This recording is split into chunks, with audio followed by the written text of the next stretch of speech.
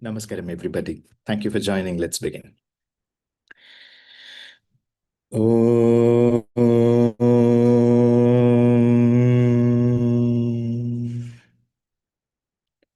बीजापूरगदेक्षकर्मकुरुजाब्चक्राब्जपाशोत्फल व्ययग्रस्वपिशानरत्नकलशायः प्रोद्यत्कराम्भोरुवः ध्येयो वल्लभया सपद्मकरया आश्लिष्टोज्ज्वलद्भूषया विश्वोत्पत्तिविपत्तिसंस्थितिकरो विघ्नेश इष्टार्दध श्रीनाथादिगुरुत्रयं गणपतिं पीठत्रयं भैरवं सिद्धौघं वटुकत्रयं पदयुगं धूतीक्रमं मण्डलम् वीरान्ध्यष्टचतुष्कषष्टिनवकं वीरावळीपञ्चकं श्रीमन्मालिनिमन्त्रराजसहितं वन्दे गुरोर्मण्डलम् माधर्मे मधुकैटभग्निमहिषः प्राणापहारोऽध्यमे hello निर्मितधूम्रलोचनवधे hey चण्डमुण्डर्धिनी निःशेषीकृतरक्तबीजदनुजे नित्ये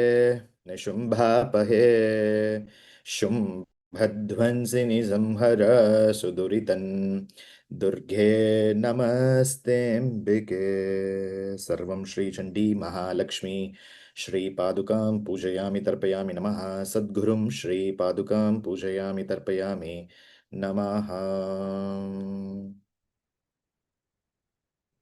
Welcome for this another session on Śrīmad Devī Bhāgavatam. It was not expected that today I'll be conducting this session, but it was purely Devi's grace.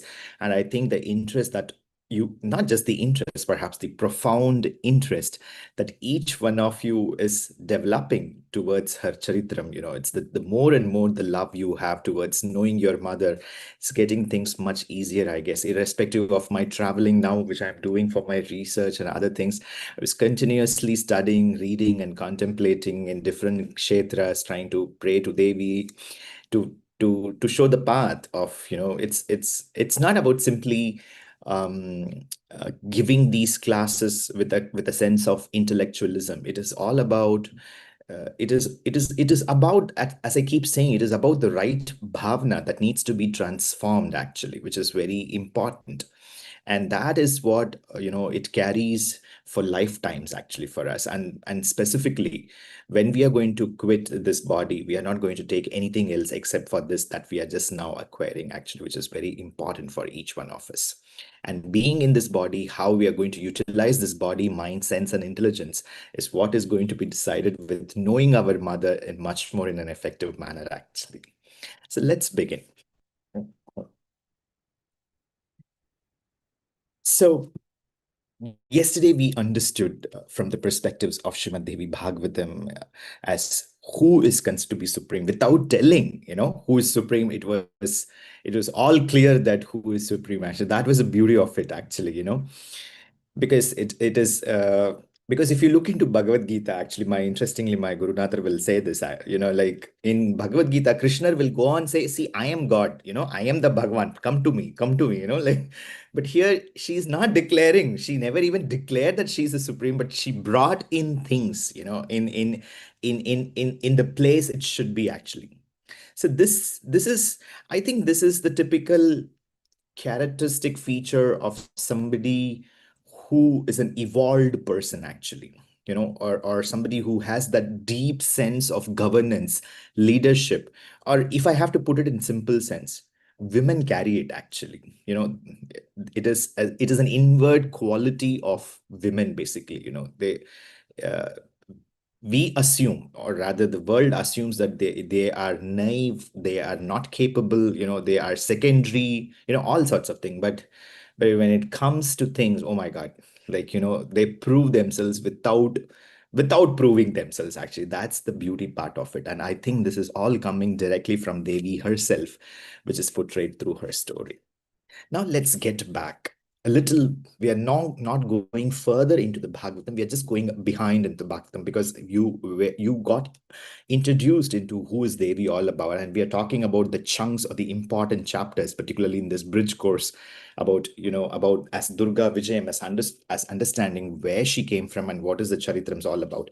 So I'm talking about certain selected chapters from the Bhagavatam. So today, Sutta Maharishi is going to explain to us as how this Bhagavatam came into existence actually. It was exactly 36 years after Mahābhārata war, and on the 10th day when the Kali came into existence. And Vyasa Muni's grandson, the Pandava emperor, Yudhishthira, along with his brothers, heard the fact that Krishna is no longer there on the planet Earth. Krishna had quit his body and he has left.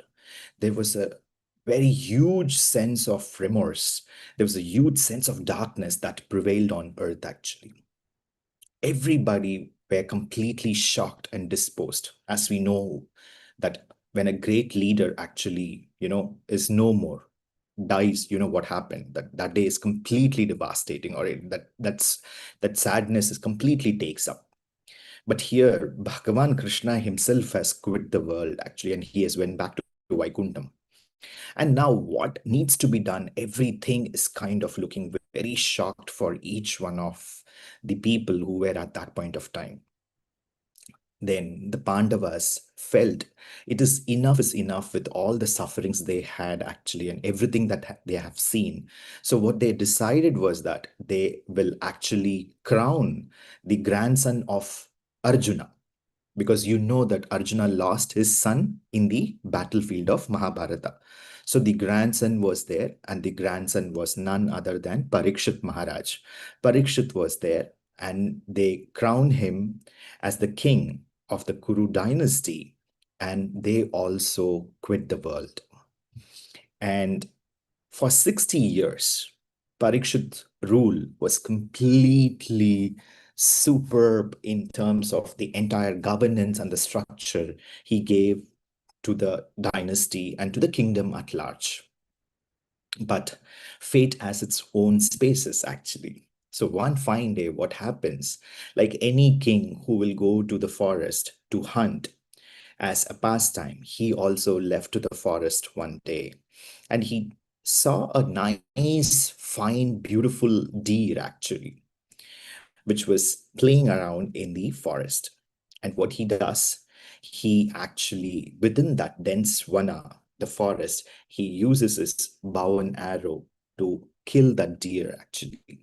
But unfortunately, he sees that the deer doesn't get killed, but it just gets hurt and it starts running deeper into the forest. Not wanted to give up, he chases the deer actually. This is a similar version we would have heard in Ramayana also, as how Bhagwan Ram went behind the deer. So what we understand is when the time comes, when the fate comes, we cannot stop ourselves and we need to go. And we can only stop our fate when there is a greater force more than that fate actually works for us actually. So anyway, let's continue with the pastime. So they see that Parikshit is running behind that deer, and it gets into the dens of the forest. In that dense forest, he sees there is an hermitage of a Rishi Muni, and he couldn't find the deer. The deer got lost into the forest, and he's completely tired because it was a day long of hunting that he had been involved in. And the chase of this deer, he was completely tired and he was thirsty, and he wanted to quench his thirst actually. So he gets into that small hermitage or the ashram of that Muni where he just saw, and he will go and ask that Muni, can you give me little water to drink? There was no absolute any kind of response from the Rishi Muni. Of course, he was very tired, Parikshit, and he was completely thirsty and he was losing his patience, just like people in our family when they are hungry, they start shouting around. So similarly, such case had happened actually, and he was so upset, but he didn't know because that Rishi Muni has taken a vow that he would remain in silence, that is Kashta Maunam. It is not just in silence, but it is kashta maunam, which means that there will be absolutely no any movement in the body. Forget about just talking. He has taken this sankalpam and he was doing tapas. Not knowing this fact, he gets irritated. That is, Parikshit gets irritated. And he, out of that irritation and frustration, what he does is that he sees a dead snake that was around there. And he takes that dead snake with his bow and he puts it around the neck of the Rishi actually. No matter whatever education we have, no matter how much knowledgeable we are, no matter however powerful we are, once ego comes in, we are lost actually. And this is one of the classic examples. And he, after that, he felt, he by doing that, he felt a kind of, insulting the Rishi, but there was no, absolutely, as I said, there was no any reaction that came from the Rishi. And Parikshit walks out as if nothing had happened actually. Interestingly, this Rishi Muni had a son whose name was Shringi. Shringi was the name of this Rishi Muni. And in the forest, when such an episode was taking place, Shringi's friends actually encountered this episode that happens to the Rishi Muni actually. And they will come and report this to Shringi, who was not there in the spot. He was in a different place in the forest playing around with his friends. And he was completely upset and he was trembling with rage against Parikshit when he got to know that his father was insulted in such a manner without even thinking for a moment. And he was just like, imagine in today's time, we talk about teenagers being very, ravish actually. Just imagine at that point of time, teenagers were always the same in any yuga, I guess, they were always the young blood, the boiling blood actually couldn't stop his anger. What he did was he took out the kamandalam, because of course he's a rishi's son and he is also trained and equally to do tapas. So what he does, he takes a water from his kamandalam and he chants the mantras and he says that let this Parikshit be killed by Taksha in the next 7 days actually. And that moment changed everything in the history of our Bharatavarsha. And this news reached Parikshit through another Muni who had witnessed such an episode. Whatever the reasons might be, Parikshit's kingdom or Parikshit's governance was exalted. Of course, he's from the Pandavas lineage, and we don't have to say the kind of governance that he would have given. There was this complete shock, there was this complete sadness that surmounted the entire dynasty, not knowing what to do. And even King Parikshit was completely shaken by this episode. Within a night, not to give up on this, within a night, he builds a 7-story fort made up of stone within a night to safeguard himself, actually. And he builds in such a way, even air circulation cannot enter the building, actually. Forget about a snake entering it, actually. And he placed himself on the 7th floor. And in 1,000 miles, within the 1,000 miles of that 7-story building, he placed all his Gajasena, Sahasra Gajasenas were placed. Thousands of elephants were placed, because even if snakes, because Taksha is a snake actually, and if snakes will come in, they get killed by the movement of the Gaja. Just imagine the kind of security arrangements that were done actually. And not to forget about the soldiers who were guarding the superstructure that was erected within a night. The Kuru king, knowing the fact that this is what has happened, here I would give a small deviation. This is the time where Śrīmad Bhāgavatam came into existence, actually, if you all know, because it was during these 7 days that Parikshit understands the fact that, okay, fine, let me fight this, but still, if I don't know what would happen, but knowing the fact this is the case, what should be done? So he listens to Śrīmad Devī Bhāgavatam actually. Bhagavatam is nothing but the pastimes of Lord Shri Krishna actually. And that's the reason after the seventh day, he completely understands the Bhagavatam, and then he attains the moksha. That is a story that gets into a different kind of a track into the Vaishnava traditions actually. But we get the much detailed description of what is all about Parikshit and everything in Śrīmad Devī Bhāgavatam actually, which we are just looking into it actually. So this Shringi's curse and everything is, everything is very, very hot and tempered for those 7 days. Day by day, days were passing, but Parikshit was doing all his governance, sitting in the seventh floor of that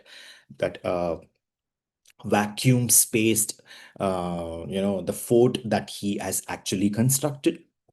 And during the same time, what Parikshit did was he had sent another Muni who was called as Gaurmukh. Gaurmukh Muni was sent to Shringi to have negotiation actually, because negotiations are always a part of any dispute actually, and we always have somebody to negotiate for us, and there is also the other party coming from the other side to negotiate actually. But he was not ready at all. Shringi was not ready to do any kind of negotiation, not knowing what to do, and this is continuing actually in such a way. Meanwhile, there is something that interesting happens. Rishi Kashyapa comes into picture actually. And Rishi Kashyapa is not an ordinary Rishi as we think about actually. If Shringi's curse had to be taken away, or it has to be dissolved, there should be a very powerful, a counter narrative to the curse should come in so that it could be dissolved.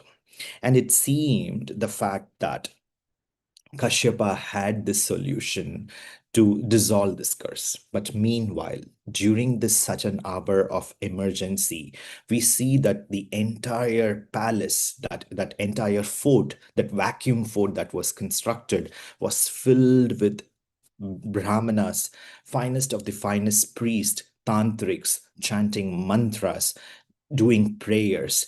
And Parikshit had to believe in gemstones, healing herbs, and whatnot. The Shastras very clearly say, this might be shocking to most of you, when there is an emergency and when you run behind these gems, they will not work out, it seems. They will work only in subtle conditions, actually.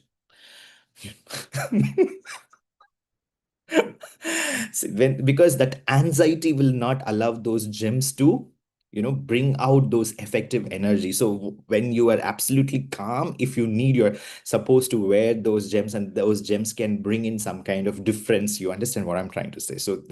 But unfortunately nothing was working out. See, these gemstones, these herbs, and so many things. Parikshit was trying to experiment with mantras and everything, and trying to safeguard himself in that one particular room.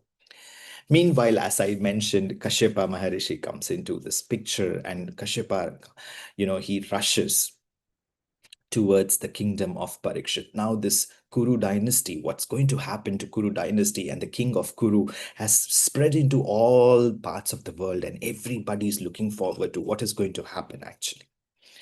And interestingly, when Kashyapa was coming to rescue Parikshit, Taksha knows the fact that, Kashyapa is coming to actually save King Parikshit. So what Taksha does is he disguises himself into another Brahmana, and he comes towards the kingdom of Parikshit actually. And he encounters Kashyapa Mahamuni actually. And he asks Kashyapa in a very sarcastic manner, "Hey, old man, why are you running like this? You are old. You can be a little slow. What is that so emergency for you that you are running like this?" Then Kashyapa Maharishi is saying, "You don't know," because he thinks that he's another Brahmana, Rishi. "You don't know this. The Parikshit is in great danger, so I'm reaching as soon as possible. This is already the 6th day." Please make a note, actually. It is the 6th day of of the episode, and I am rushing towards the kingdom because I have solution to nullify this curse which was given by Shringi, that Parikshit has to die in the in the next 1 day, rather the 7 days, because of the serpent bite of Taksha. Now, listening to this, Taksha gives that very sarcastic smile, like anybody, like that evil, sarcastic, hissing smile, actually. That the beautiful description in the Bhagavad, hissing smile.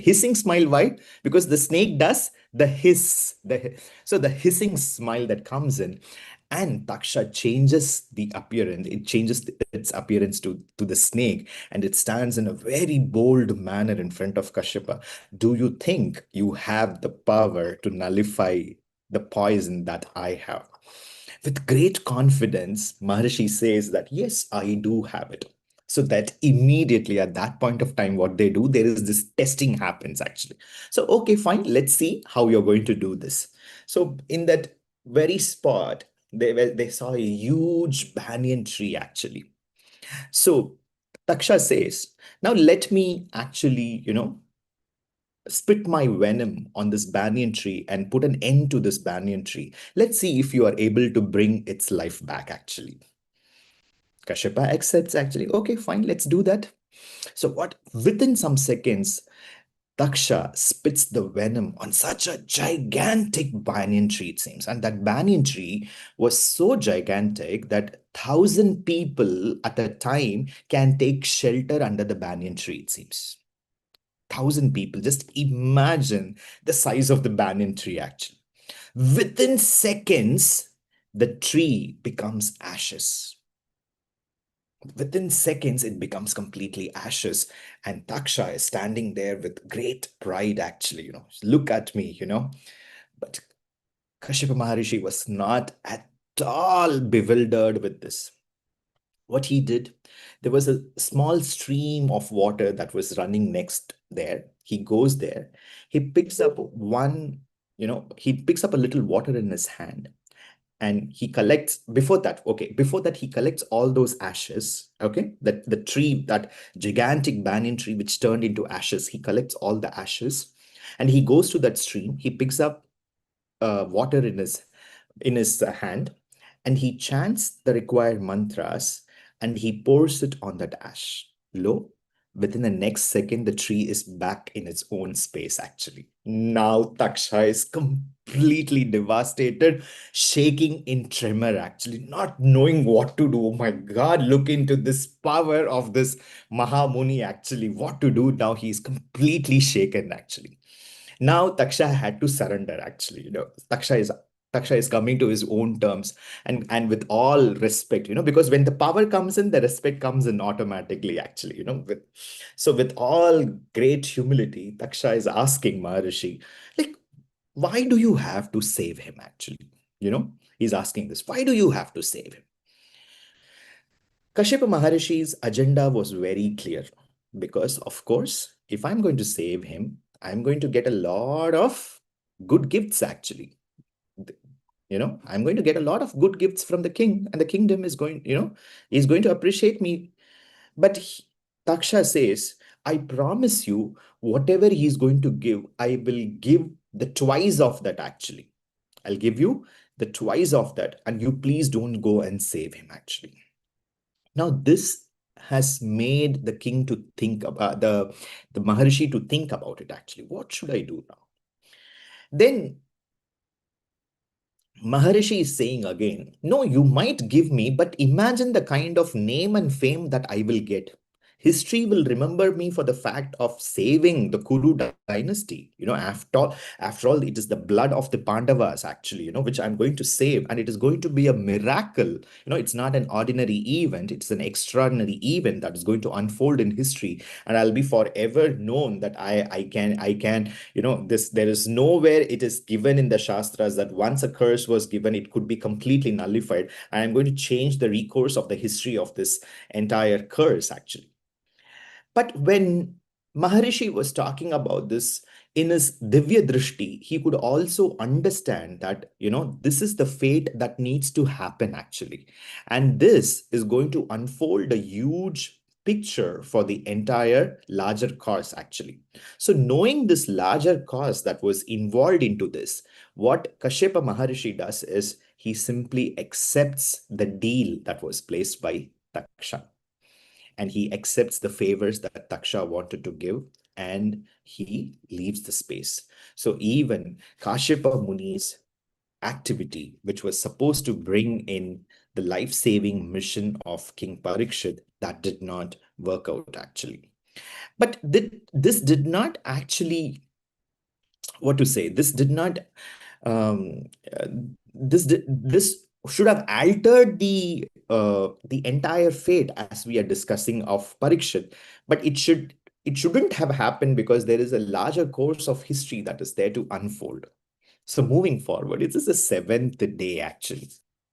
Taksha has reached the kingdom of the Kuru, and he's seeing this huge building that is there, which it is just not possible to even enter.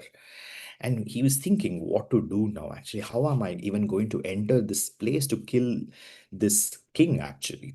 So what he does, he has his own, of course, he has his own assistants. All snakes were there actually.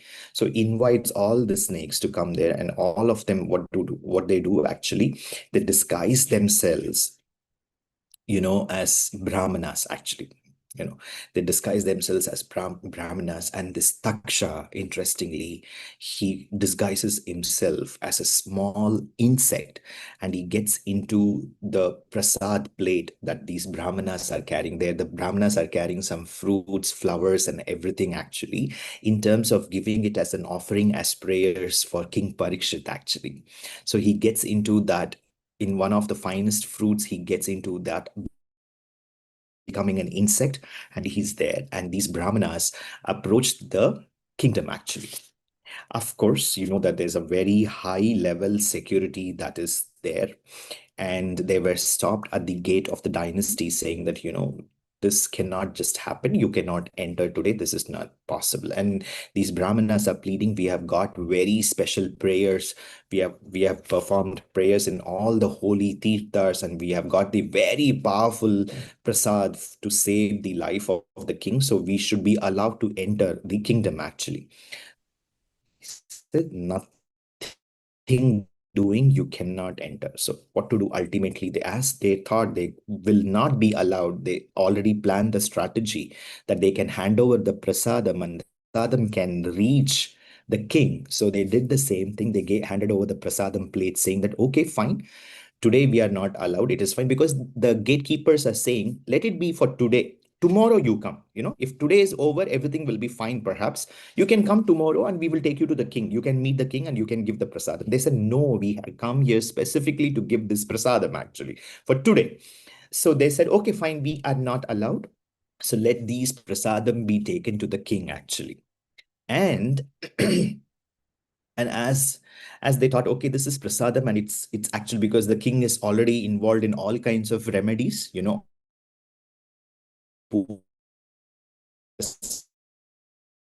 prayers and prarthanas, all kinds there. So the sent gatekeepers thought that this should also reach the king, perhaps, and they take the prasadam there.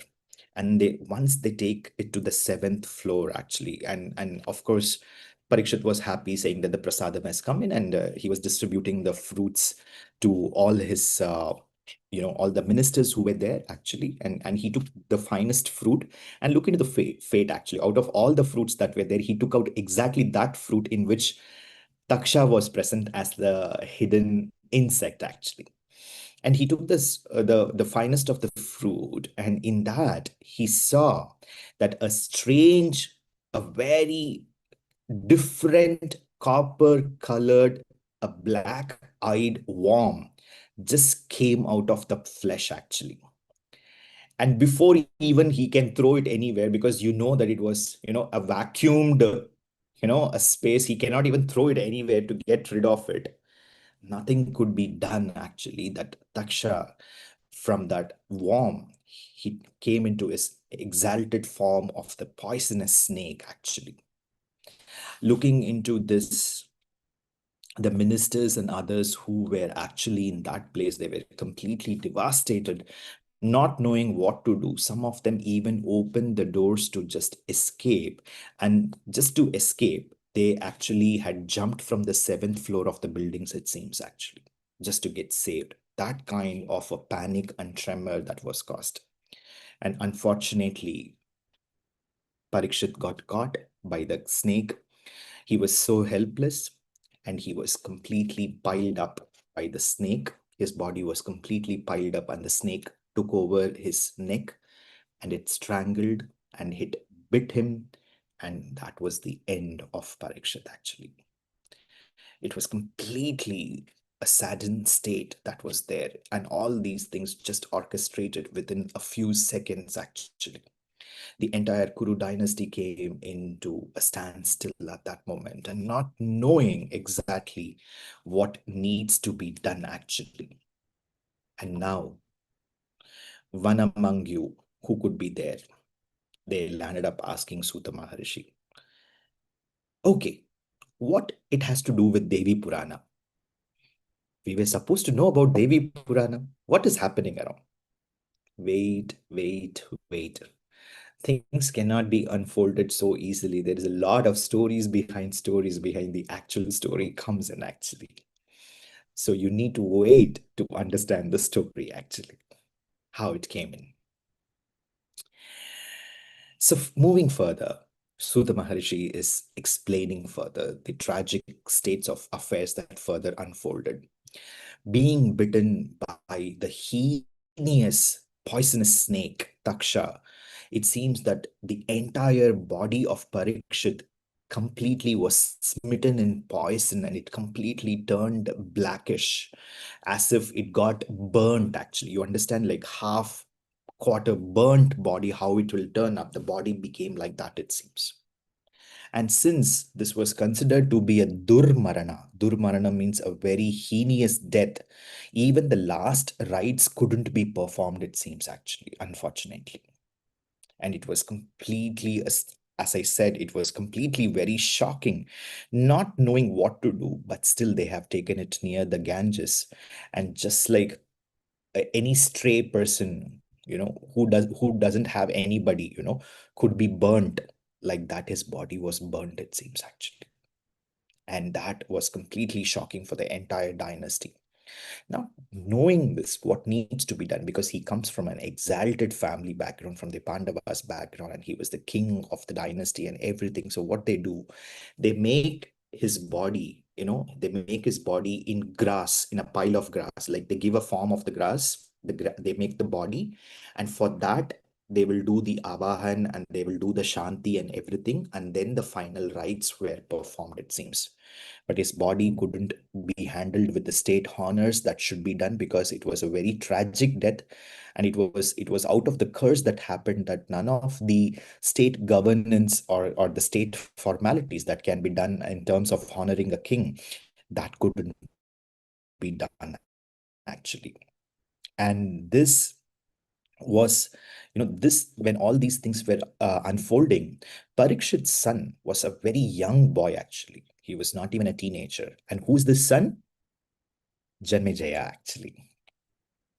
So Janmejaya was a very young boy, and he was not knowing anything that happened to his father, and he was not involved in any of these things, actually. And later, what happened? Janmejaya, when he came to 11 years old, he was initiated into the Gayatri Mantra by the family guru. And further, from Kripacharya, he learned all the use of the weapons. And from the other Rishi Munis, he learned the Vedas and the Dharma Shastras. And further, when he attained the right age as a young teenager, Janmejaya, he accomplished all the sovereign skills to be a king. And then, just like is he was trained, or rather, he was getting to become like his grand uncle Yudhishthira. People started already comparing him that, maybe we are going to have the good days again, because Janmejaya is all having the qualities of his grand uncle Yudhishthira. And as the right time came in, the king of Kashi gave his daughter Vaputsana to marry Janmejaya. And as young couples, they were completely in love. They were celebrating their life together. And the ministers, because thankfully the Kuru dynasty had abled ministers. That's the reason, even after the demise of Parikshit, the ministers were able to run the governance in a very effective manner, even when there was no king was there actually.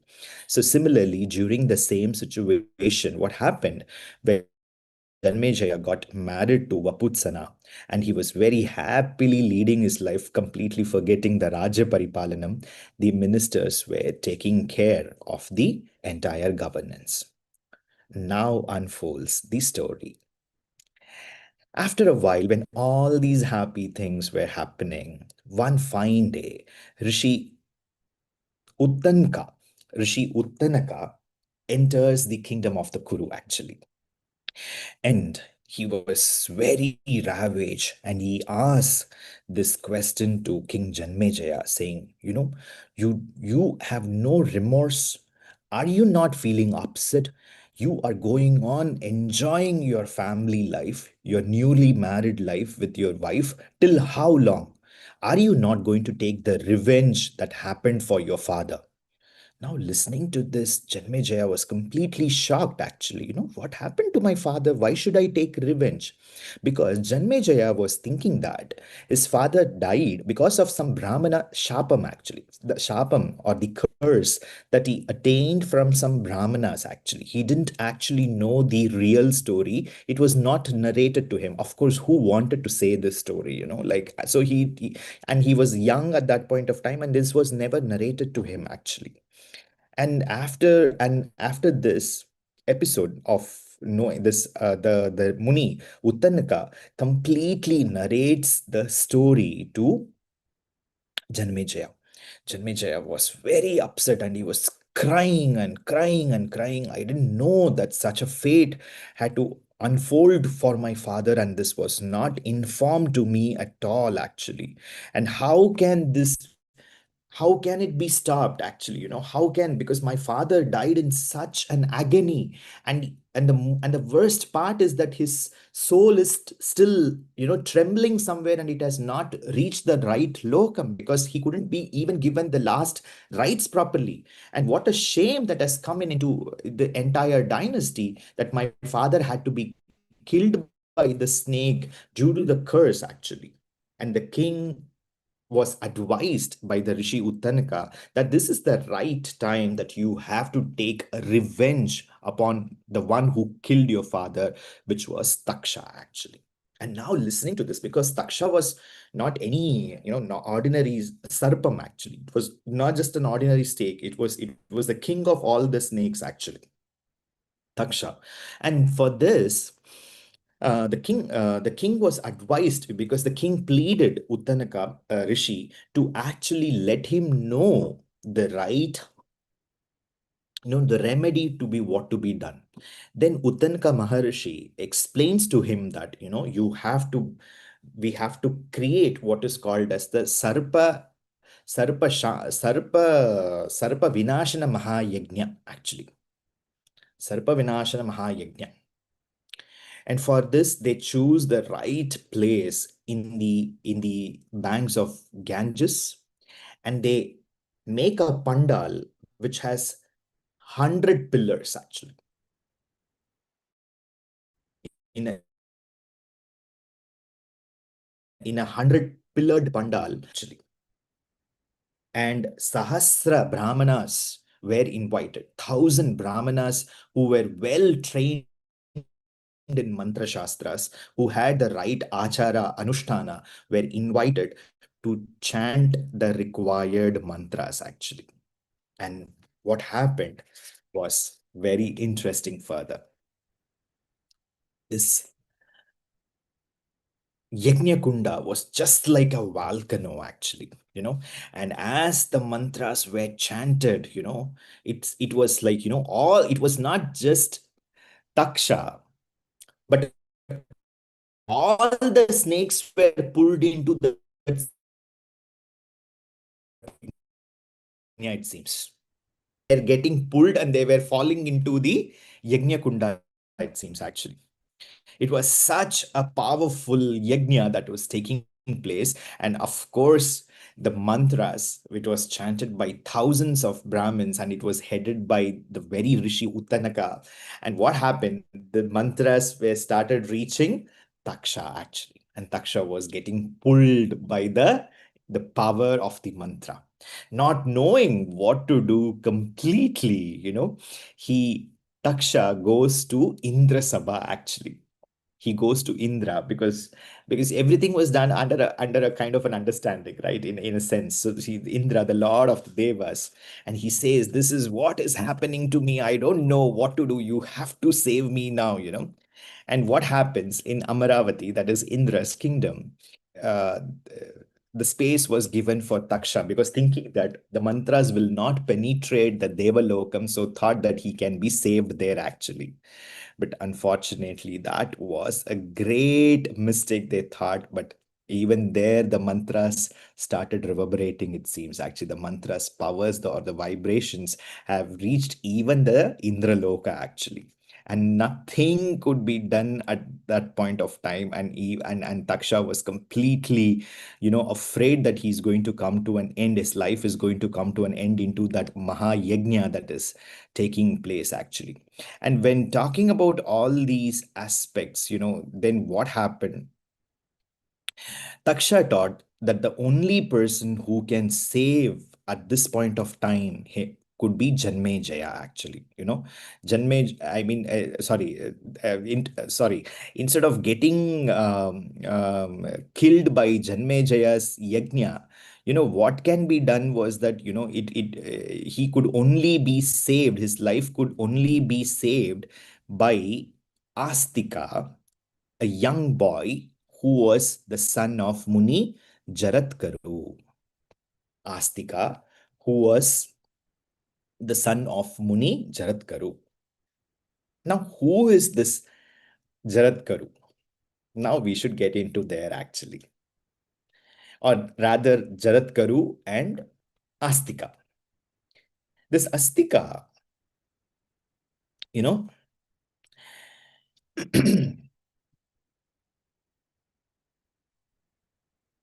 so Astika was asked to save. Taksha asked the help of assistance or pleading Astika, who was the son of Jaratkaru, Muni Jaratkaru.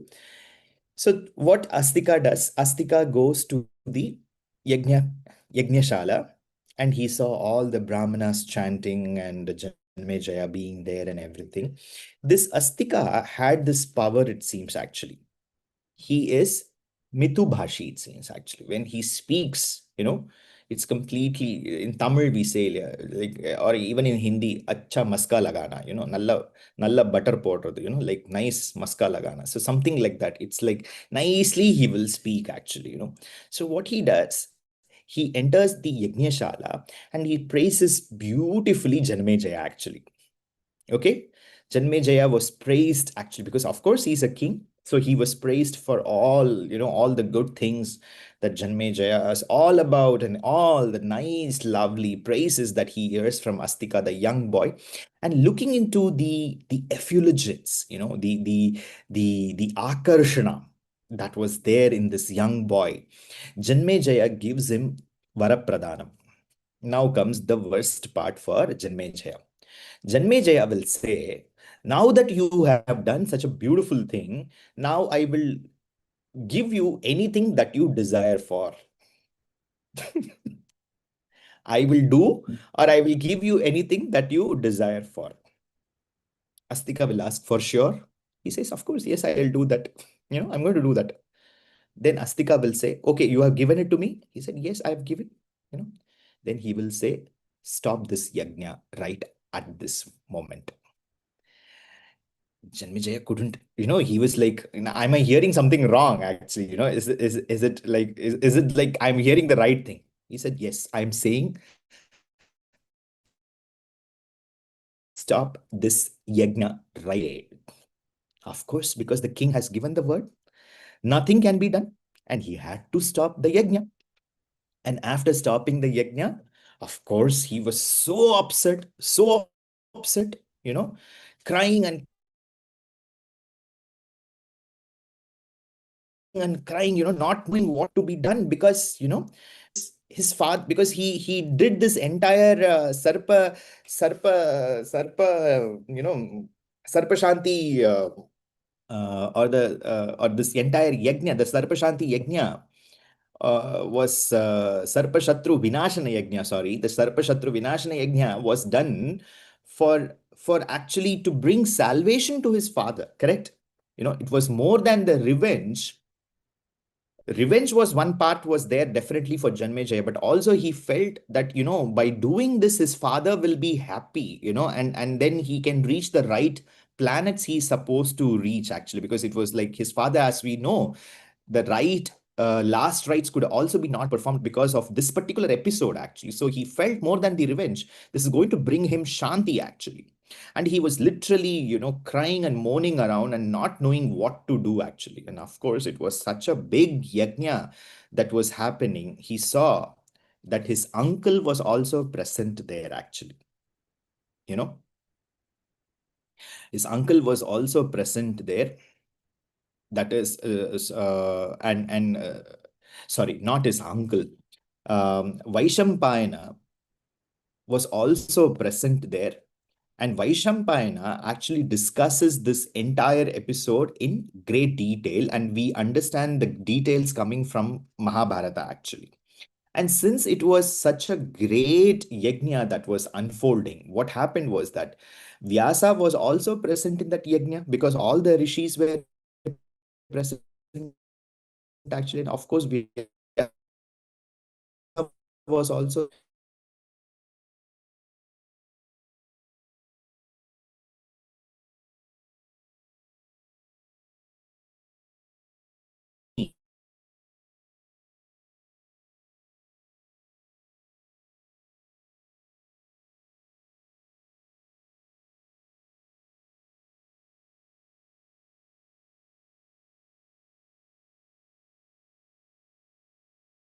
he asked, what has happened? Okay, sorry, I thought there was an internet issue, because as you know that I'm in Kanyakumari, I'm not in Chennai at this moment, so we have some internet issues here, actually. Okay, so this, as I said, Vyasa was approached by Janmejaya. Janmejaya was this, right, when something happens, why this had to happen, why this happened, I want to know the reason, actually, why this happened.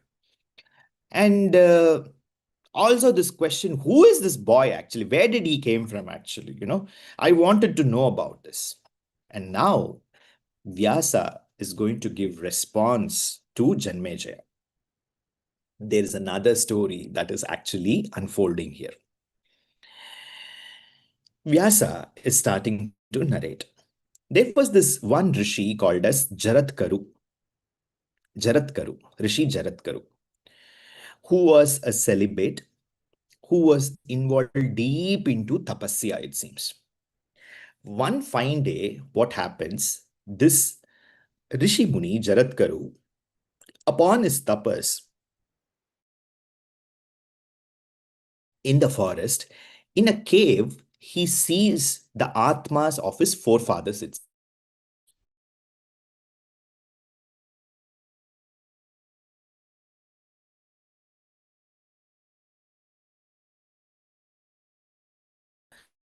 atmas, the souls of his, unless and until you are not going to marry and you are not going to have a son, we are going to be caught here and we will not be delivered to the next lives, actually. Listening to this, Jaratkaru was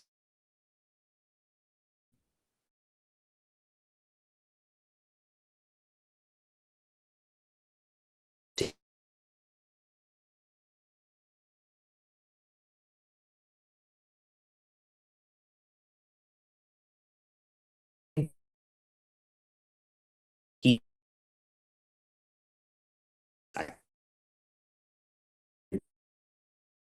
here. Marry under my that only one condition, what will happen was the condition. Are you all with me?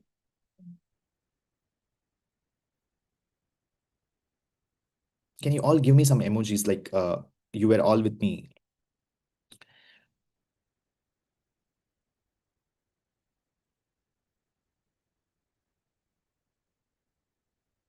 Okay, thank you so much. Thank you. Thank you.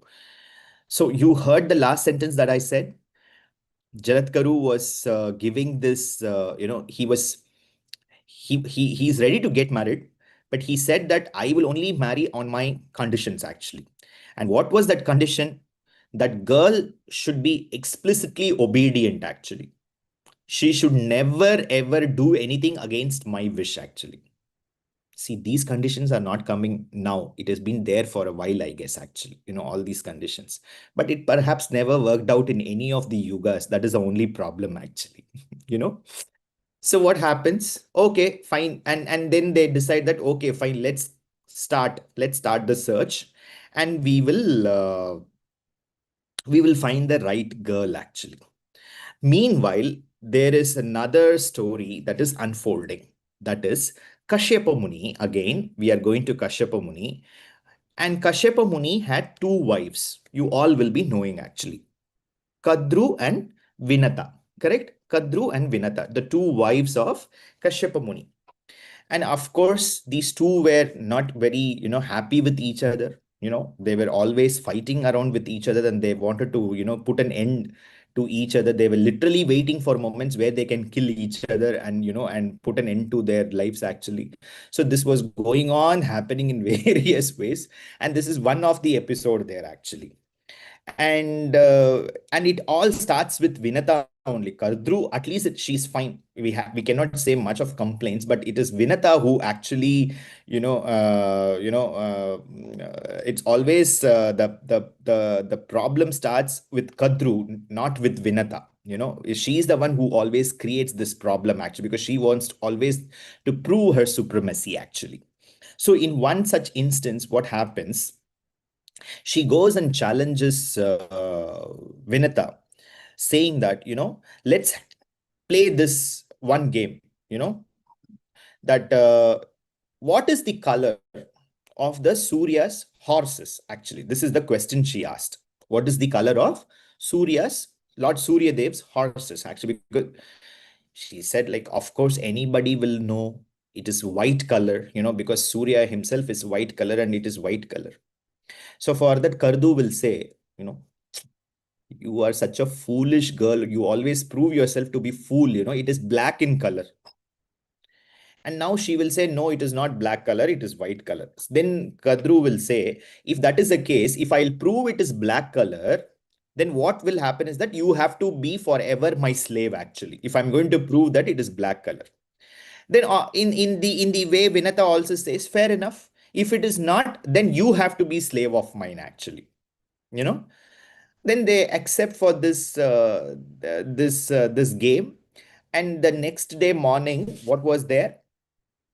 Kadru will very interestingly will go and talk to her sons actually. You know that because Kadru's children were the Sarpas actually, and Vinata had one child which was Garuda actually. You know that actually. All of you will be knowing it or not knowing now. This is a story. Snakes versus the eagle. So what happens? This Kadru will go and call some of her children, because snakes, there are multiple, right? Actually, multiple snakes. So she will call and she will insist a few of them, call them. You so listen, this is what is the fight that I have with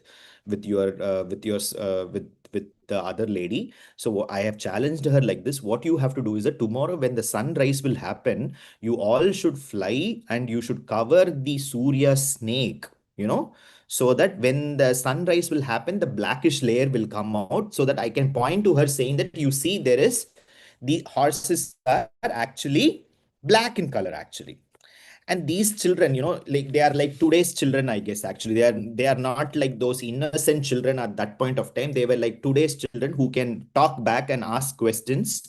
They said like, like if we are going to go near to the sun, we will be killed, right? Actually, because it will be so Because the Ushnam is like, can't even imagine actually what will happen. And since the children backhanded her, what she does? She gives shrapam to them actually. You get killed. If that is the case, you're so afraid for your life, you get killed actually. And now this is the context. You understand why a few of the snakes actually they flew when the yajna was conducted and they were actually falling into the yajna of Janamejaya that he was creating. All these snakes that were actually had the shrapam from their own mother, they started coming into the yajna actually. Now what happened? There were this other and then what happened? This and some of them looking into the curse that the mother is giving, they were afraid. A few of them were afraid, and then what they did, they felt if we are not going to listen, she's going to land up cursing like this. So we will go and entwine the horses into black color. So they will go and entwine the horse into black color. And the next morning, what happens? Of course, as she decided, Vinata will see that they were black color in black. The horses were black color. We can only see the sun actually because they have those special powers. They can see the entire swarupam of the sun. I hope you understand. Along with the chariot and the ratham, they will be able to see. So of course, Vinata was able to see that the horses were black in color from a far distance actually, and she was so upset. Of course, she was sobbing. She ran from this place and she was sobbing around, looking at the fact that she was sobbing around, and this is what is happening, and this is what has happened to his mother. The son Garuda will go and talk to his mother. Amma, what happened? Why are you so upset? Of course, the mother will narrate this episode. This is what has happened, my child. I don't want to be her, I don't want to be her slave. I don't know what to do. And now, not want his mother to be enslaved. What Garuda will do, he will go and talk to Kadru actually. Okay, this is what is the case. Please tell me, I don't want my mother to be slave of yours. You tell me what can be done. Actually, I will do that, and I will make sure that, and I'll make sure that I will fulfill whatever you want. Please leave my mother. You know what Kardru will ask? Go and get me Amritam from the Deva Lokam, and I want to feed my children. Go and get Amritam from Deva Lokam, actually. And of course, Garuda has the powers actually. It just within some seconds like this, he reaches the Devalokam and he creates an havoc there. Of course, Garuda, Indradi Devatas, they are themselves very afraid of Garuda. So they land up giving a small portion of Amritam to Garuda. Okay. And Garuda brings that Amritam and he hand it over to uh, Kadru, and Kadru will immediately release her from the curse, actually saying that, okay, fine, let her not be my slave anymore. That's done. Okay. So what Kadru is very happy now. Now only all kinds of formality. Once something will happen, then only we will follow all formalities, right? Actually, so she will instruct all her children. Now, okay, all of you go take bath and come in clean clothes. Now I will be feeding you with Amritam actually from the glass. So of course, all of them will go to take bath. By the time what happens, Indra is much more intelligent, right? Actually, so what he does, okay, if these snakes are going to drink this Amritam, they all will land up in the Indra Lokam, Devadi Deva Lokam, and it is going to be such a big havoc. So what he will do? Meanwhile, he will go there and he will take away the Amritam actually from the Patram, Amrita Patram actually. And once, and then what happened actually, once they will come back after taking bath to drink the Amritam, they see that the glass was empty, you know, the glass was empty. Now, totally shocked, not knowing what to do. That glass, interestingly, was made up of dharba actually. It was made up of dharba. That is the blade actually. It's dharba is a very sharp blade grass. Yes. So what they do, they start licking that grass actually, because that amritam that was sticking to that glass that was made up of, that made up of that dharba.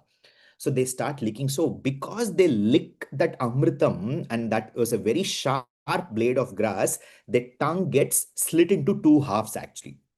And that's the reason from that time onwards, the generations of the snakes which were born later, they had split tongues actually. Okay, that's what Bhagavatam is saying actually. So they were licking that, they were trying to lick the They were trying to lick the Amritam because they had to lick the Amritam. Otherwise, they have to go and get Basmam into the Yajna Kunda, right? Actually, you know, and this had to happen. But meanwhile, there were this a few set of snakes headed by Vasuki. You heard the name Vasuki? Vasuki. So Vasuki's references with the Mandara Parvatam, the churning of the ocean, correct? Vasuki. So Vasuki, along with a few of the other snakes, they will intelligently, what they will do, they will go to Brahma to seek refuge actually. Because they know what their mother is doing is not going to work out in any way. So they felt the best thing is to go to ask Prajapati, the creator actually. This is what is our condition now, and we need to be saved. What needs to be done? You have to please let us know actually. And of course, Prajapati, he is the father for everybody and he has to help everybody equally. So Prajapati will give the solution now actually. Should I continue with the solution or should I say it tomorrow? Continue? Okay, I will quickly continue. You all have to hold on for the next maximum 10 minutes actually. So that the Bhagavata Jananam is going to take place tonight itself in all our hearts. So, Brahma is giving the solution. You know what Brahma is giving the solution? Brahma is saying that I know there is, Vasuki is having one sister, and that sister is called as Jaratkaru. The sister's name is called as Jaratkaru. So, Brahma is saying that, you get your sister married to the Rishi's son Jaratkaru. You remember the other Rishi? They have the same names. Both the male and the female, they have the same names. Let them get married, actually. Let them get married. And the child who will be born to them, that child will rescue you. The child will rescue you all. Okay.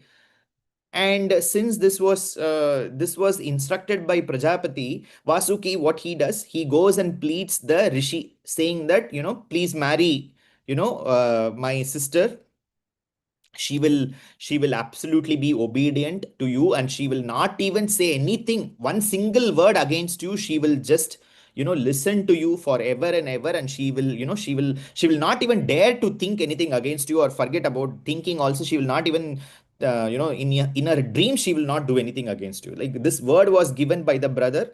So the sister got married to the Jaratkaru. The Jaratkarus get married actually. Both the man and the women with the same name. Of course, she is a Sarpam, but she takes the female form completely, a beautiful female human form, and she gets married and she leads a very happy life with Muni. One fine day, what happens? This Muni Jaratkaru will say that, okay, fine, I am going to sleep now in the afternoon. Okay. And now don't wake me up actually. Don't wake me up. I'm going to sleep actually. Okay, fine. She was immersed in doing the household chores and everything she was doing, and everything was unfolding. And it was evening, Sandhya Kalam, it happened, it seems. By the time it was Sandhya Kalam was there, Jaratkaru was very afraid actually. I mean, the lady, the wife was very afraid actually. I mean, the Sandhya Kalam has come in, and husband is not woke up and he's fast asleep. What if the prayers are missed? If the dharma brashtam will happen, means it is going to lead to papam. Okay, because in the Sandhya Kalam, you are supposed to be awake. I mean, it's like, now I think you are all listening to this, I guess, actually. So in the Sandhya Kalam, we are all supposed to be awake and we are supposed to do our Dharma Karyam. Dharma Karyam is in the Sandhya Kalams, we have to do Smarana of the Devata, actually. Japam, Smarana, and all these things we are supposed to do. Of course, the husband is sleeping now. What to do? She is so shocked, and she also remembers if she will do anything against his will, that moment she has to leave him actually. But now, whether the instruction is very important or dharmam is very important, when she is thinking, she felt that dharmam is what is important actually. So, what she will do, she will go and shook her husband, get up. And that moment changed everything. He gets up very angrily and he said, I told you very clearly, if you do anything against me, you are out of my life. So, leave my life actually now. This moment you leave my life actually. And at that moment, she was weeping very badly and she was saying, you remember why my brother actually got me married to you? Because why this actual marriage took place? Because of the child that should be born, right? Actually. So that time, the Rishi Muni is saying that purpose is fulfilled and that is there in your stomach. It's there in your tummy. You just leave now, actually. Oh my God. Just imagine the and she goes to back to his brother Vasuki and she narrates this entire episode and Vasuki said he's a man of words. He exactly said he will do this and he did it actually, and now we cannot say anything wrong about it actually. You stood for dharma, you saved the dharma. That is what is your stand. Now let's forget this and now let us hold on to this actually. And then eventually what happens, Jaratkaru gives birth and this child who was born was Astika.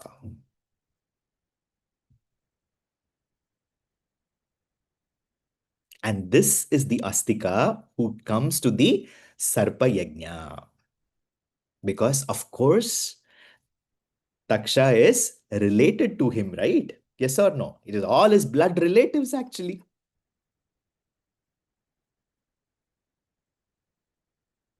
So, Vyasa gave the complete explanation to who was this Astika and from where he came from. A complete narration was given by Vyasa.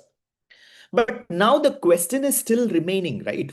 As far as Parikshit is concerned, Parikshit's moksham is concerned, and Janmejaya's agony is concerned, still the question is there, correct or not? And Vyasa is supposed to give answer for that also, right? And Janmejaya is exactly talking about that's fine. Okay, now I understood who is this Astika and from where he came from. But what about my father's salvation? What about my agony? I conducted such a big Mahayajna and it had to be a failure like this. What is the answer for this Mahamani? You have to tell me. For that, Vyasa is saying, and now the Bhagavatam is coming to existence. Vyasa here, interestingly, we have to understand this one thing. Why these rituals? Why these pujas? Why these, the external aspects are very important as far as the goddess tradition is concerned as compared to the philosophy. Because when you look into the other aspects, we talk more about the philosophy actually. The rituals come later. But when it comes to Devi, it is all about, first, it is all about rituals, correct? And then those who are gifted like you and me, maybe we are blessed, so we get into the deep philosophical and the scriptural dimensions that the shastram is giving us actually. Otherwise it is all about puja, kunkumarchana, prarthana, temple and all these things, correct? Now this is actually expounded in the shastram itself, because the moment Vyasa had to answer this question to Janmejaya, he says to Janmejaya, build a temple to Bhagavati. Build a temple to Bhagavati, worship her, you know, and she is the one who is not just going to bring salvation to your father, but she's also going to answer all the questions that you have, including this agony that you have actually. And Vyasa is further saying she is known for these qualities that those who worship her, she is actually there for them, and it is not just she just fulfills all these desires that is related to the world, but she also takes them beyond these rituals and show them the real salvation of her original self actually. This is the answer Vyasa gives to Janmejaya, and that is the first time the very word Devi Bhagavati comes into existence actually. And Janmejaya was blessed by Vyasa, and he says, I am ready to do this, Vyasa Guru. But before that, you have to tell me, who is this Devi actually? I wanted to know her. And thus, at that moment, came into the existence of Śrīmad Devī Bhāgavatam. Thank you so much. Namaskaram. Let's end the session with Mangalam. सर्वमङ्गलमाङ्गल्ये शिवे सर्वार्थसाधिके शरण्ये त्र्यम्बके गौरि नारायणि नमोऽस्तुते जयन्ती मङ्गला काली भद्रकाली कपालिनी दुर्गा क्षमा शिवा धात्री स्वाहा स्वदा नमोऽस्तुते ॐ शान्तिः शान्तिः शान्तिः हरिः ॐ श्रीगुरुभ्यो नमः हरिः ॐ सर्वं श्रीचण्डी महालक्ष्मी अर्पणमस्तु तथास्तु. So Bhagavata Jananam has taken place in all our hearts. Let her play her Leela now in each one of our lives. Namaskaram. Thank you so much.